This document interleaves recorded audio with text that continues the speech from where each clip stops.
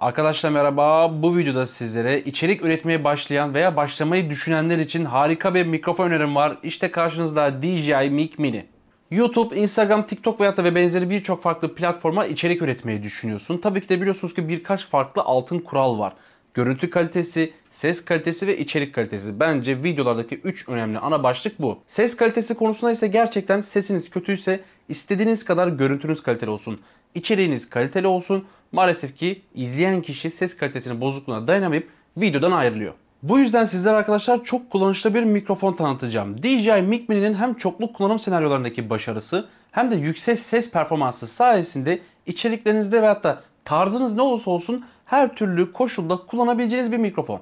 DJI Mic Mini isterseniz benim gibi kameranın karşısına geçip bu şekilde, bakın şu anda ben DJI Mic Mini ile konuşuyorum. Bu şekilde kullanabilirsiniz. Veya gezi vlog yapıyorsunuz, burada kullanabilirsiniz. Motosiklet veyahut da araba vlogları yapıyorsunuz, orada da kullanabilirsiniz. Aksiyon kamerasıyla çekim yapacaksınız, aksiyon kamerasına bağlayabilirsiniz. Veya gimbal kameralarda kullanmak istiyorsunuz, onlara da bağlayabileceksiniz. İşte DJI Mic Mini'nin bu çoklu kullanımı sayesinde her türlü içerik üreticisini kapsayabiliyor. Şimdi gelin bu mikrofonu detaylı bir şekilde inceleyelim. Videoya başlamadan önce henüz kanalıma abone değilsen abone olmayı ve bu videoyu da beğenmeyi unutmayın. Hadi gelin şimdi bu mikrofona yakından bakalım. Mikrofonların kutusu bu şekilde. Gördüğünüz gibi benim elimde 2 verici 1 alıcı olacak şekilde combo paket var. Ayrıca DJI Mimo uygulamasına ulaşmak isterseniz arkadaki QR kod da mevcut. Hem Android hem de Apple Store'dan rahatlıkla indirebiliyorsunuz. Kutunun içerisinden şöyle okumadığımız bilgilendirme kitapçıkları ve bir tane de şöyle çok şık bir çanta çıkıyor. Gördüğünüz gibi bakın DJI logosunu ön tarafta görüyorsunuz zaten. Çekimlere falan gittiğinizde kesinlikle endişelenmeyin. Bu çantayla beraber rahatlıkla zaten mikrofonlarınızı istediğiniz yere götürebilirsiniz. Öncelikle şöyle bakalım. Mikrofonların kendi kutusu. Zaten buna detaylı bir şekilde bakacağız. Şöyle bakın. Rüzgar önleyici pop filtre veyahut da dead cat geçiyor. Yani farklı farklı isimleri var arkadaşlar. Pop filtrelerimiz burada gördüğünüz gibi rüzgarlı havalarda çekim yapacaksanız muhakkak ki bu dead cat'leri de kullanmanızı tavsiye ederim. Bir tane kutuyu şarj etmek için şöyle bakın Type-C şarj kablosu. Ve son olarak da DSLR makinelerde kullanabileceğiniz bakın TRS o şeklinde olacak bir tane AUX kablosu da çıkmakta. Kutuya yakından bakacak olsak gerçekten çok küçük boyutları var. Hemen şöyle bakın sizlere ağırlığını da göstereyim. Tüm kutunun toplam ağırlığı 189 gram. Gerçekten hafif ve küçük bir yapıda olmuş. Rahatlıkla bunu çantanızda falan her yere taşıyabilirsiniz. Zaten kendi taşıma çantası da mevcut. Ön tarafta bakın bir tane şöyle batarya seviyesini görebileceğiniz kısım var. Birinci, ikinci, üçüncü seviyesi şeklinde. Burada batarya yüzdesini görebiliyorsunuz. Arka tarafta bakın bir tane Type-C girişimiz var. Bu şekilde bakın bu kutuyu şarj edebiliyorsunuz. Altta bakın kaydırmaz tabanı sayesinde rahatlıkla masanın üzerinden öyle kayıp düşecek bir kutuda değil. Hemen şöyle bakın şu klipse bastırıyorsunuz. Kapağı kaldırdınız ve mikrofonları görüyorsunuz. Şöyle bakın alıcıya bir yakından bakalım. Alıcıya isterseniz bakın şurada bir tane, ben bunu tabii daha önce açtım arkadaşlar. Hemen onu da söyleyeyim sizlere. Bunu çıkarabiliyorsunuz. İsterseniz mesela sadece DSLR'da kullanacaksanız bu kapakla bakın bu şekilde kapatabilirsiniz. Şu alt kısımdakiler zaten manyetik şarj yuvası. İsterseniz harici olarak bu alıcıyı da bakın şarj edebiliyorsunuz. Herhangi bir dijital ekran yok arkadaşlar bu mikrofonda, yani özellikle alıcıda. Bakın burada bir tane şöyle hassasiyet seviyesi var. İsterseniz bakın -12, -6, 0, +6, 12 şeklinde, yani gürültülü ortamda sesinizin ne kadar daha net bir şekilde bu mikrofonların almasını istiyorsanız buradan bu hassasiyeti ayarlayabilirsiniz. Yan tarafta bakın bir tane şöyle çalıştırıp butonu da mevcut. Plastik bir malzemesi var arkadaşlar. Burada çevre dostu bir malzemeden yapıldığı söylenmiş. Yan tarafta bakın bir tane bağlantı tuşu var ve bir tane de bakın TRS girişi de mevcut. Tek başına alıcının ağırlığı ise 19 gram. Şimdi bu telefon artık hem iPhone hem de Android'lere uyumlu dedik ama yeni nesil iPhone'lara uyumlu arkadaşlar. Öncelikle onu söyleyeyim. Bir Lightning girişi yok. Burada bir çevirici kullanarak gelen adaptörle beraber kullanabilirsiniz. Sadece üzerinden bakın bir tane Type-C adaptör çıkıyor. Çok basit. Şu arka kısmına getiriyorsunuz. Zaten bakın burada bir üçgen şeklinde çentiği de var. İttirdiniz ve gördüğünüz gibi bakın direkt olarak tak çalıştır şeklinde ister iPhone'unuzda isterseniz de Android cihazınızda kullanabiliyorsunuz. Şimdi de şöyle vericilere geçelim bakın. 2 tane vericimiz var. 10'ar gram ağırlığı var. Gerçekten çok hafif ve kompakt bir mikrofon yapılmış. Arka kısmında bakın klipsi yapısı sayesinde bunu kıyafetinize tutuşturabiliyorsunuz. İsterseniz de mesela kıyafetinize sıkıştırmak istemiyorsanız arka tarafta bakın mıknatıslı bir yapısı var.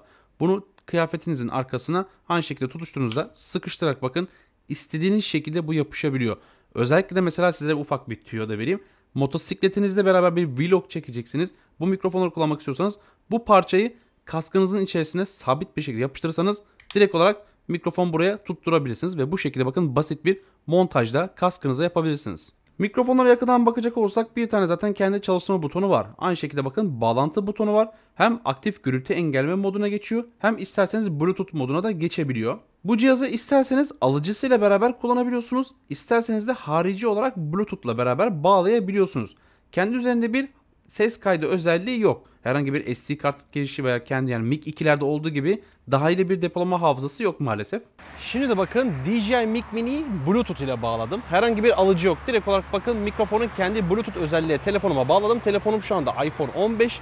Gördüğünüz gibi görüntü engelleme modundayım ama temel seviyede. Ama Bluetooth ile mesela bir mikrofon yani ses kaydı yapacaksınız, bir görüntü kaydı yapacaksınız. Buradaki ses kalitesi de bu şekilde oluyor. Bağlantıya örnek vermek için şu an elimde bakın DJI'nin Osmo Action 4 aksiyon kamerası var. Hemen gelin burada bakın bir tane bağlantı yapalım. Ayarlardan bakın kablosuz mikrofon kısmı var. Gördüğünüz gibi burada bakın direkt görüyorsunuz.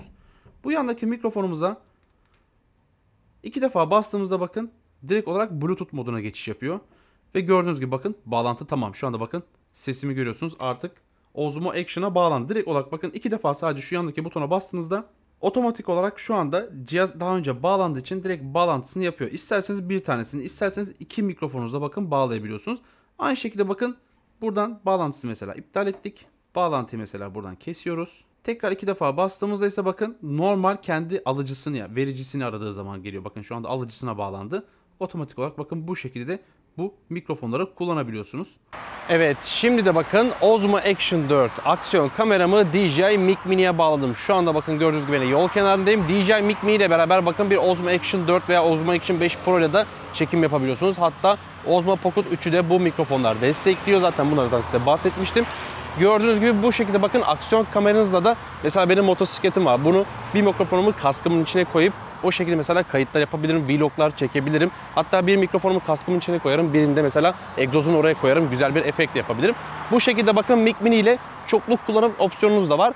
DJI ekosistemiyle beraber çok başarılı bir şekilde bu mikrofonları kullanabiliyorsunuz. Telefonunuza da aynı sistem gene. Type-C'den bağlarsanız otomatik olarak telefonunuzda kullanabilirsiniz. İsterseniz Bluetooth olarak da kullanabilirsiniz ama kaliteli bir ses istiyorsanız muhakkak ki telefonunuza alıcıyla beraber bağlamanızı tavsiye ederim.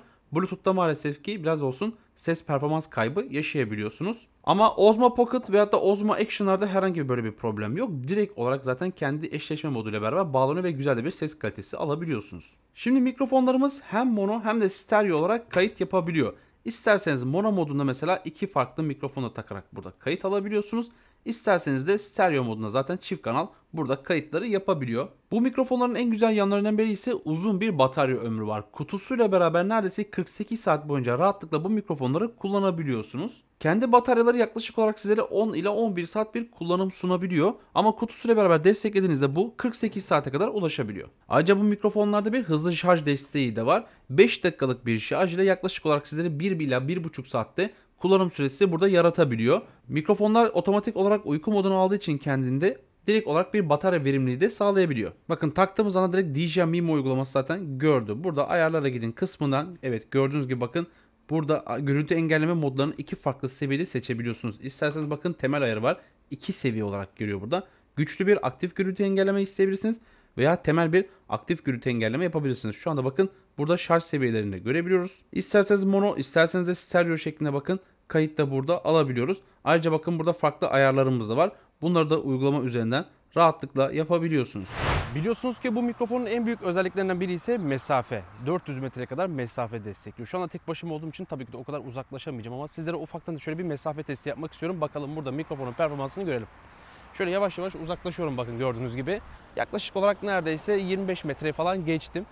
Artık beni görebiliyor musunuz bilmiyorum ama mikrofonun performansı gerçekten açık alanda rahatlıkla mesela bu şekilde kayıtlarınızı yapabilirsiniz. Uzaktan kayıtlar alabiliyorsunuz. Gördüğünüz gibi 75 metrede bile eğer ki kayıt alıyorsa hala mikrofonun performansı bu şekilde. Şu anda neredeyse artık 100 metrede bırakıyorum arkadaşlar. 100 metrelik bir mesafede gördüğünüz gibi DJI Mic Mini ile beraber bakın geniş alanlarda uzak mesafelerde de kayıtlarınızı alabiliyorsunuz. Şu anda bakın direkt olarak alıcı ve vericiyi birbirine bağladım. Yol kenarındayım, gürültülü bir ortamda. Şu anda gürültü engelleme kapalı arkadaşlar. Şu anda bir tane bakın dead cat'im takılı. Gürültü engellemenin 2 seviyesi var demiştik. Şimdi bunları test edeceğiz. Yandaki güç butonuna bir kere bastığınızda bakın Yan tarafta bir tane sarı ışık yanması gerekiyor. Evet, şimdi de bakın temel seviyede, yani ilk seviyedeki gürültü engelleme modundayız. Gördüğünüz gibi gürültü engellemenin ilk seviyesini kullandı. Bakın şu anda yoğun bir şekilde trafik geçiyor burada. Arabaların seslerini nasıl kıstığını ve sizin sesinizi nasıl bir ön plana aldığını görebiliyorsunuz. Buradan kazanç ayarını arttırarak da ideal ses aralığına ulaşabilirsiniz. Şimdi bir de gelin bakın güçlü seviyedeki bir gürültü engellemeyi deneyelim. Şu anda da ikinci seviye, yani güçlü ayarda gürültü engelleme aktif. Gördüğünüz gibi bakın kazanç ayarım sıfırda. Hemen gelin isterseniz onu bir de şöyle 6'ya aldım. Kazanç ayarını artırdım burada. Burada bakın farkı görebiliyorsunuz. Ses seviyemi daha fazla almaya başlıyor. Burada kendiniz kendi ayarınızı yapabilirsiniz. Mesela hemen şöyle eksiği de çekelim. Şimdi bakın eksi 6'ya aldım. Burada daha yüksek sesle tabii konuşmanız gerekiyor. Burada kameranın sesini, yani mikrofonun nasıl sesini size ilettiğinde görebiliyorsunuz.